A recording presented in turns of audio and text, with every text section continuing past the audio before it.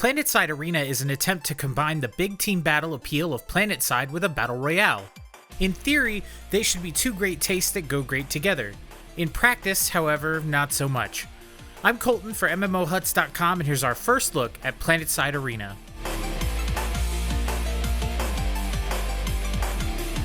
PlanetSide Arena is a third-person or first-person shooter set in a sci-fi universe complete with space-age combat armor, futuristic weapons and vehicles, and tons of enemies to shoot.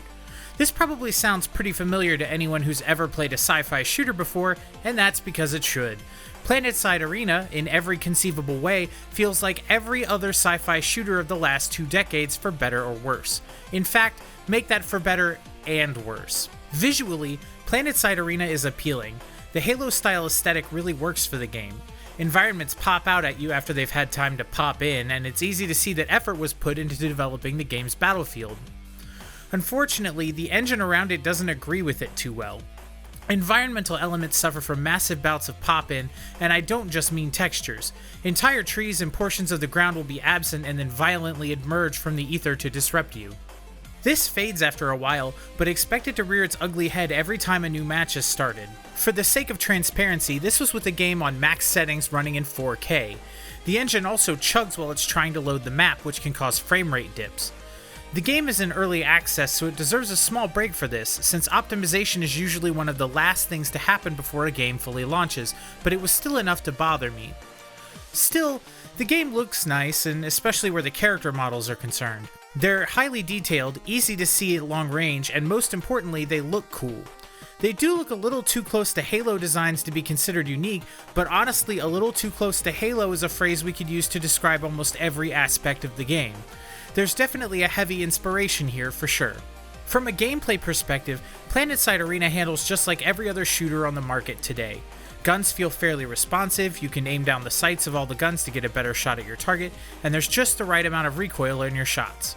Movement, on the other hand, feels a little stiff, especially where some of the vehicles are concerned. Your jetpack handles fine, but it's about the only vehicle that does. Your personal vehicle functions a lot like its speeder from Destiny. You can summon it at will by pressing a button, but doing so only offers marginal benefit. The assault class vehicle, however, is absolute garbage.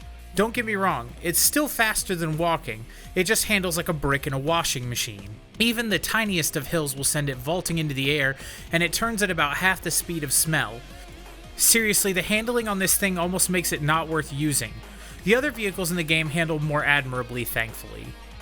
The guns on the vehicles, especially the game's version of the Warthog, are fun to use though. Massive cannons and machine guns that can mow through enemies with the greatest of ease are always a hoot, and this game is no exception. It beats the hell out of driving the things anyway. There are 3 classes for you to try in the game, each with their own weapon loadouts and abilities they can use on the battlefield. The medic, my favorite, functions as a sniper as well. The assault class is your standard assault rifle loadout, and the engineer uses light machine guns. Given how big these battles are, with 300 players per match according to promotional material, you'll want to consider team balance when choosing a class to play.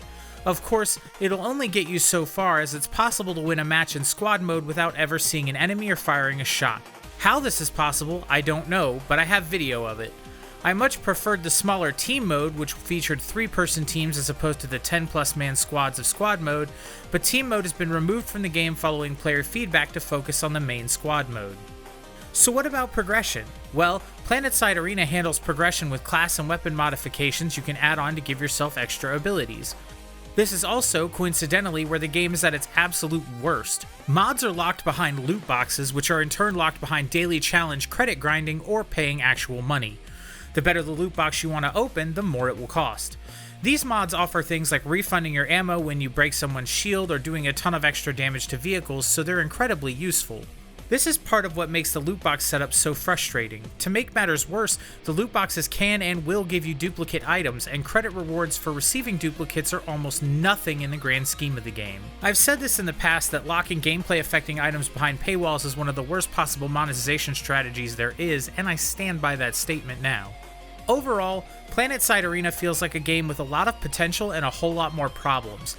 If they could sort out the wonky vehicle handling, tighten up the engine, and get rid of the loot box-based progression, I'd say it'd be a hell of a shooter. As it stands though, it feels more like a slot machine disguised as a subpar Halo game. In short, don't bother with PlanetSide Arena until things change.